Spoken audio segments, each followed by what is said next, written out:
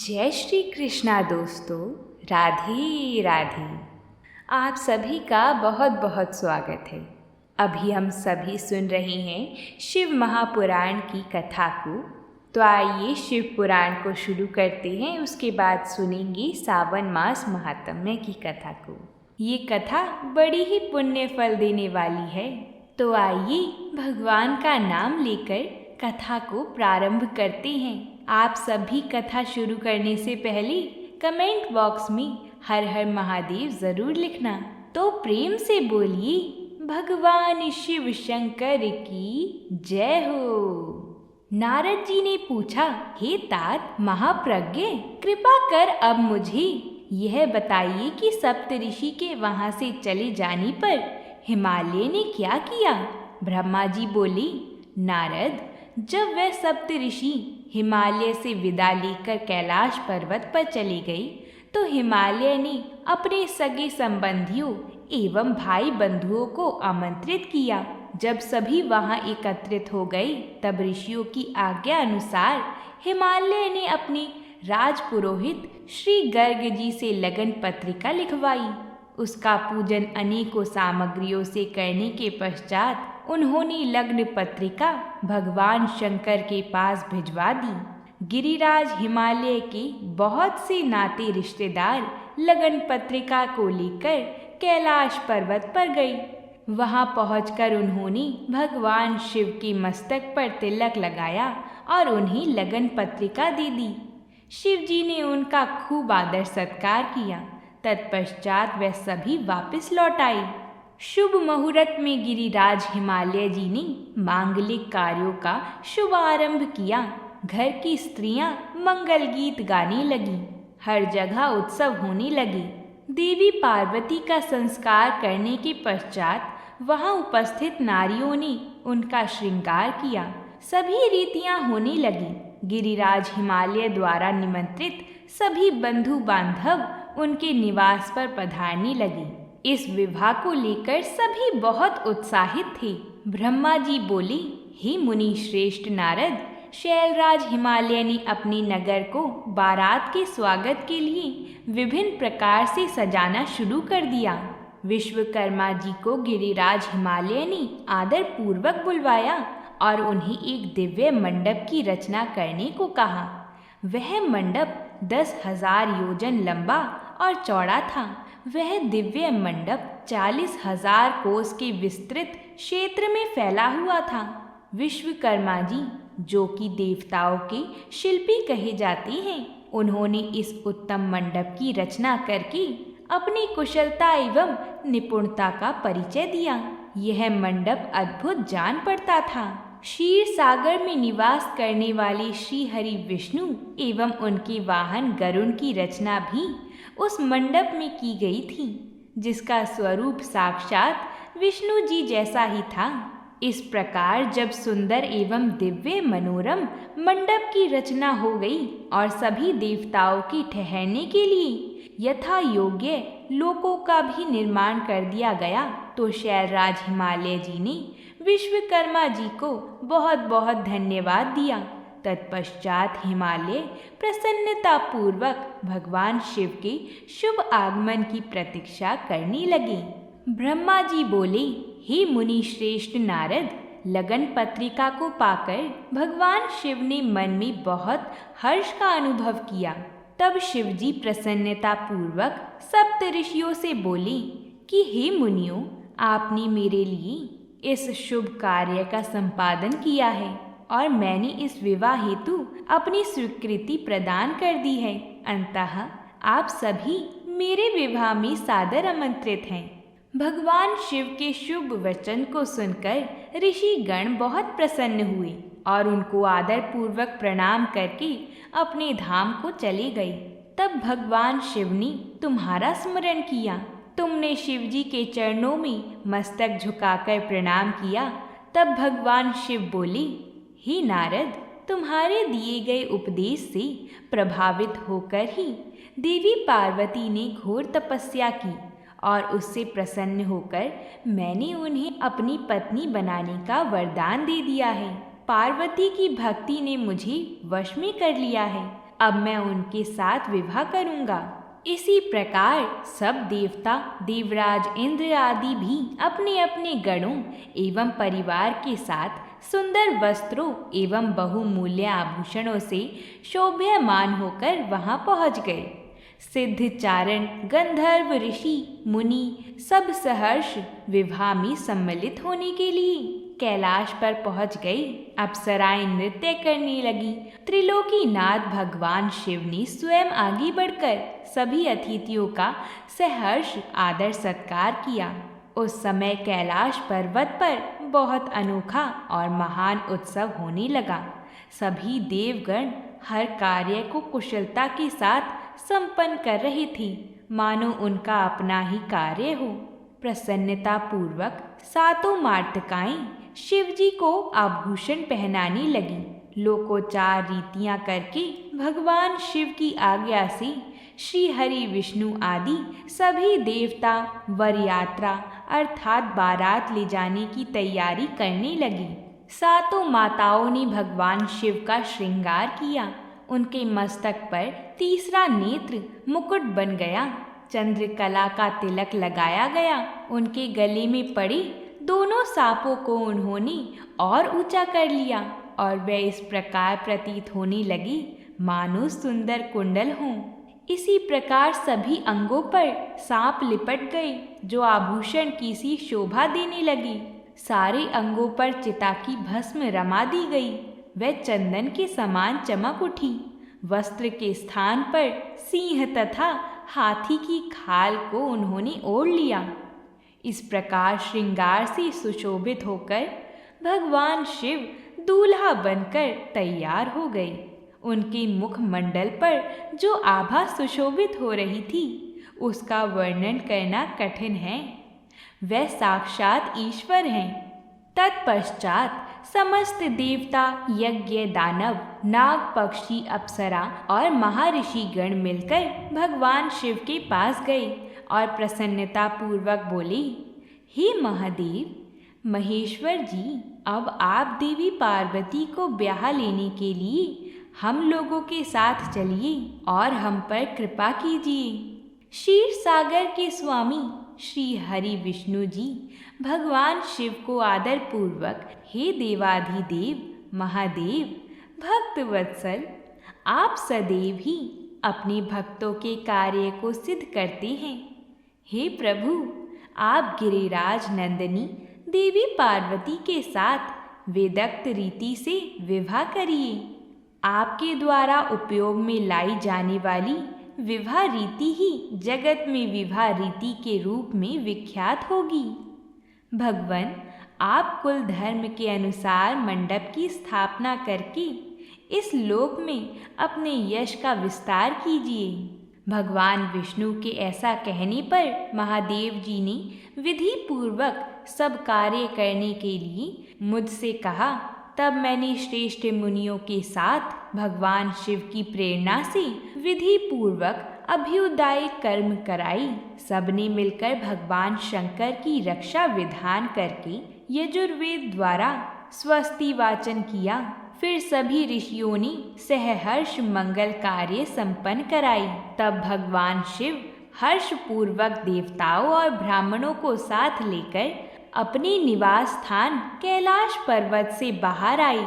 उस समय शिव जी ने सब देवताओं और ब्राह्मणों को आदर पूर्वक हाथ जोड़कर नमस्कार किया। चारों ओर गाजे बाजे बजने लगे। सभी मंत्र मुग्ध होकर नृत्य करने लगे। वहाँ बहुत बड़ा उत्सव होने लगा। ब्रह्मा जी बोले, भगवान शिव ने कुछ गणों को वहीं रुकने का आदेश देते हुए नंदीश्वर सहित सभी गणों को हिमालयपुरी चलने की आज्ञा दी। उसी समय गणों के स्वामी शंखकर्ण करोड़ों गण साथ लेकर चल दिए। फिर भगवान शिव की आज्ञा पाकर गणेश्वर, शंखकर्ण, वीरभद्र अपनी असंख्य गणों को साथ लेकर चल पड़ी। नंदीश्वर एवं गणराज भी अपने अपने गणों को ले क्षेत्रपाल और भैरव के साथ उत्साहपूर्वक चल दिए। उन सभी गणों के सिर पर जटा, मस्तक पर चंद्रमा और गले में नील चिन्ह था। शिवजी ने रुद्राक्ष के आभूषण धारण किए हुए थे। शरीर पर भस्म सभी गणों ने हार, कुंडल, केयूर तथा मुकुट पहने हुए थे। इस प्रकार त्रिलोकी महादेव जी अपने लाखों करोड़ों शिवगणों तथा मुझे श्रीहरि विष्णु जी और अन्य सभी देवताओं को साथ लेकर धूमधाम से हिमालय नगरी की ओर चल दिए। शिवजी नंदी बैल पर सवार होकर पार्वती जी को ब्याहने के लिए चल दिए। इस समय चंडी देवी महादेव जी की बहन बनकर खूब नृत्य करती हुई उस बारात के साथ हो चली। चंडी देवी ने सांपों को आभूषण की तरह पहना हुआ था। करोड़ों भूत प्रेत उस बारात की शोभा बढ़ा रहे थे। चारों दिशाओं में डमरू, भेरियों और शंखों के स्वर गूंज रहे थे। उनकी ध्वनि मंगलकारी थी, जो विघ्नों को दूर करने वाली थी। श्री हरि विष्णु जी सभी देवताओं और शिवगणों के बीच में अपने वाहन गरुड़ पर बैठकर चल रहे थे। उनके सिर के ऊपर सोने का छत्र था। चमर डुलाई जा रही थी। देवाधिदेव महादेव जी का शुभ विवाह देखने के लिए शाकिनी, बेताल, ब्रह्म राक्षस, भूत प्रेत, पिशाच, प्रथम आदि गण, श्रेष्ठ गंधर्व तथा किन्नर भी प्रसन्न मन से नाचते गाते उनके साथ हो लिए। इस विवाह में शामिल होने में स्त्रियां भी पीछे न थीं। सभी जगत माताएं, देव कन्याएं, गायत्री, सावित्री, लक्ष्मी जी और सभी देवांगनाएं और देव पत्नियां तथा देव माताएं भी खुशी खुशी शंकर जी के विवाह में सम्मिलित होने के लिए बारात के साथ होली। शिवजी नंदी पर आरूढ़ होकर उसकी शोभा बढ़ाते हैं। भगवान शिव की यह छवि बड़ी मनोहारी थी। वह सज धज कर अपनी विशाल बारात के साथ अपनी प्राण वल्लभा देवी पार्वती का पाणी ग्रहण करने के लिए सानंद होकर अपनी ससुर गिरिराज हिमालय की नगरी की ओर पग बढ़ा रही थी। वह सब मदमस्त होकर नाचते गाते हुए हिमालय जी के भवन की तरफ बढ़े जा रहे थे। बोलिए भगवान शंकर की जय हो। आइए अब हम सभी सावन मास महात्म्य का 25वां अध्याय सुनते हैं और प्रभु की कृपा प्राप्त करते हैं। तो बोलिए भगवान शंकर की जय हो। ईश्वर बोले, हे मुनि श्रेष्ठ, अब मैं उत्तम पिठोरी व्रत का वर्णन करूँगा। सभी संपदाओं को प्रदान करने वाला यह व्रत सावन मास की अमावस्या को होता है। जो यह घर है वह सभी वस्तु मात्र का अधिष्ठान है, इसलिए इसे पीठ कहा गया है और पूजन में वस्तु मात्र के समूह को आर कहते हैं। अंतः हे मुनि श्रेष्ठ, इस व्रत का नाम इसलिए पिठोरी है। अब मैं उसकी विधि कहूँगा, सावधान होकर सुनिएगा। दीवार को ताम्र वर्ण, कृष्ण वर्ण अथवा श्वेत वर्ण धातु से पोतना चाहिए। अगर ताम्र वर्ण से पोता गया हो तो पीले रंग से, कृष्ण वर्ण से पोता गया हो तो श्वेत रंग से और श्वेत वर्ण से पोता गया हो तो कृष्ण वर्ण से चित्र बनाना चाहिए। अथवा श्वेत पीत से, लाल से, काले या हरे वर्ण से चित्र बनाएं। बीच में पार्वती सहित शिवजी की मूर्ति अथवा शिवलिंग को बनाकर विस्तीर्ण दीवार पर संसार की अनेक चीज़ों का चित्र बनाएं। उसी दीवार पर संसार की अनेक चीज़ों का चित्र बनाएं। चतुःशाला सहित रसोई घर, देवालय, शयन घर, 7 खजाने, स्त्रियों का अंतःपुर जो महलों तथा अट्ठालिकाओं से सुशोभित तथा शाल के वृक्ष से मंडित हो, चूने आदि से दृढ़ता से बंधे पाषाणों को तथा ईंटों से सुशोभित हो और जिसमें विचित्र दरवाजे, छत तथा क्रीड़ा स्थान हो, इन सभी को चित्रित करें।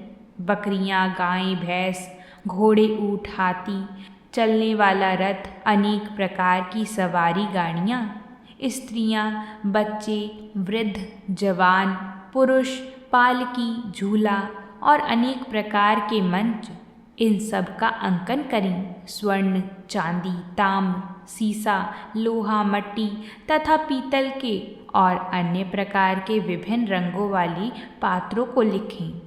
शयन संबंधी जितने भी साधन हैं, जैसे चारपाई, पलंग, बिस्तर, तकिया आदि, बिल्ली, मैना, अन्य और भी शुभ पक्षी, पुरुषों तथा स्त्रियों के अनेक प्रकार के आभूषण, बिछानी तथा ओढ़ने को जो वस्त्र हैं, यज्ञ के जितने भी पात्र होते हैं, मंथन के लिए 2 स्तंभ व 3 रस्सियाँ, दूध, मक्खन, दही, शक्कर, छाछ, घी, तेल, तिल, इन सभी को दीवार पर लिखें।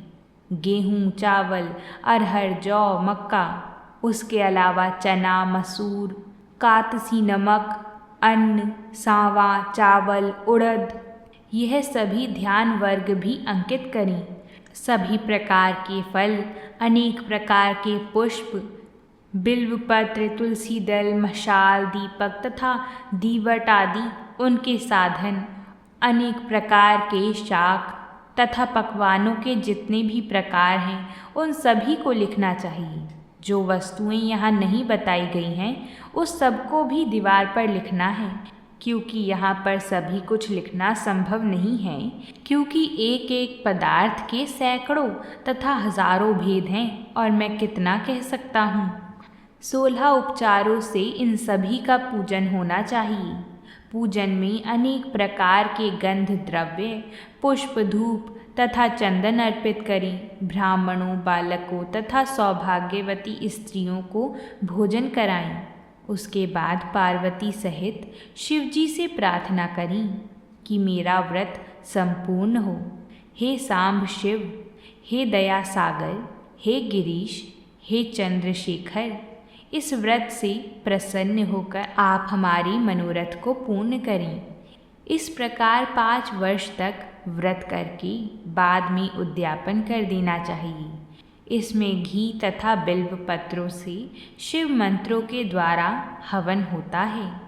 एक दिन अधिवासन करके सर्वप्रथम ग्रह होम करना चाहिए। आहुति की संख्या 1008 अथवा 108 होनी चाहिए। हे वत्स, उसके बाद आचार्य की पूजा करें और मनोवांछित दक्षिणा दें। इसके बाद व्यक्ति इष्ट बंधुजनों तथा कुटुंब के साथ स्वयं भोजन करे। ऐसा विधान किए जाने पर मनुष्य सभी कामनाओं को प्राप्त कर लेता है।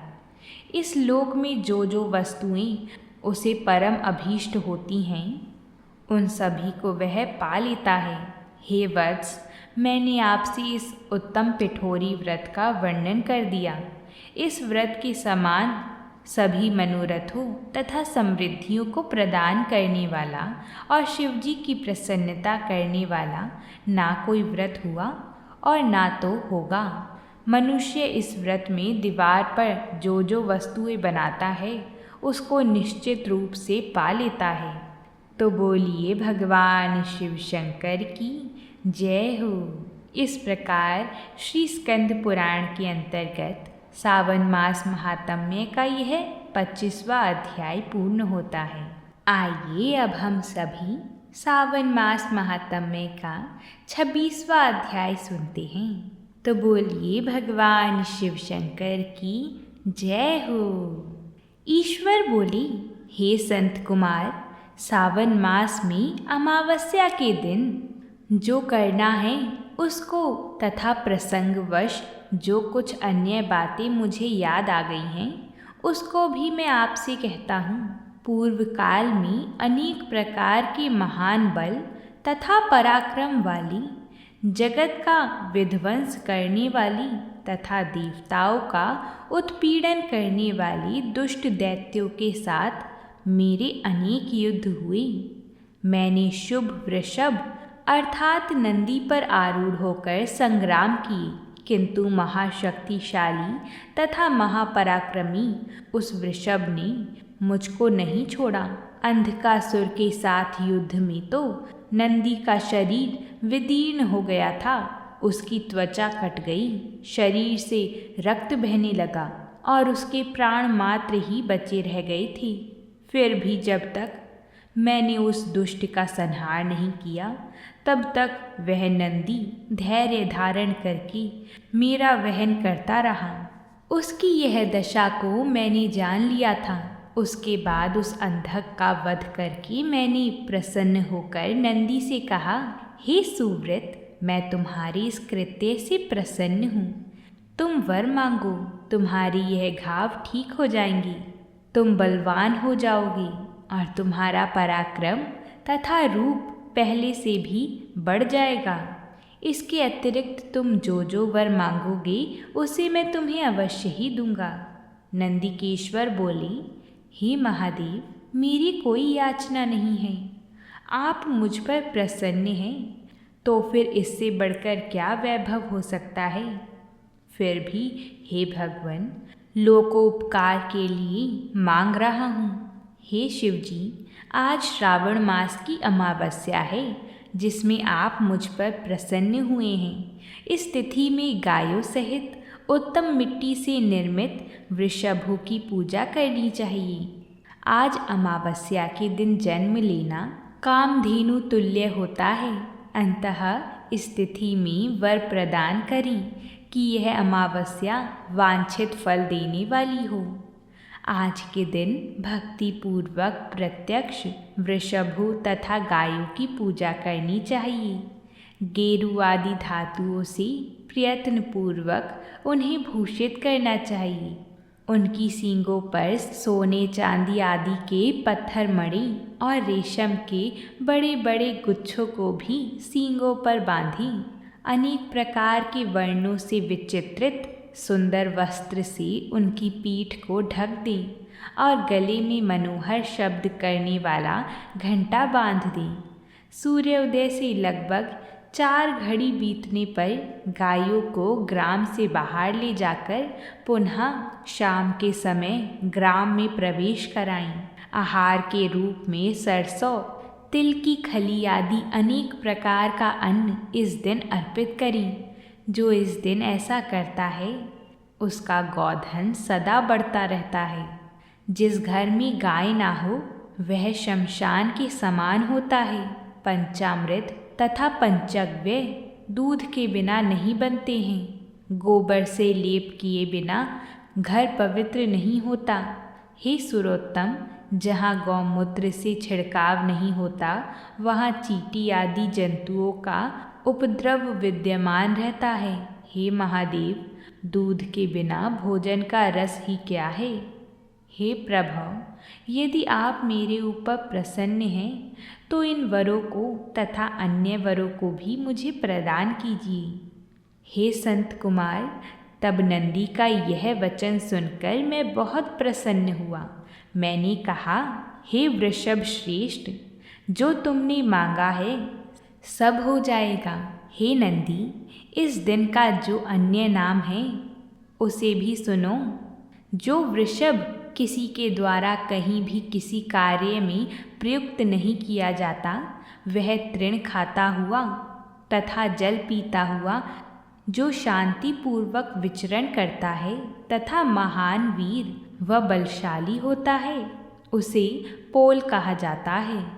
अंतः हे नंदिन, उसी के नाम से यह दिन पोला नाम वाला होगा। इस दिन अपने इष्ट बंधुओं के साथ महान उत्सव करना चाहिए।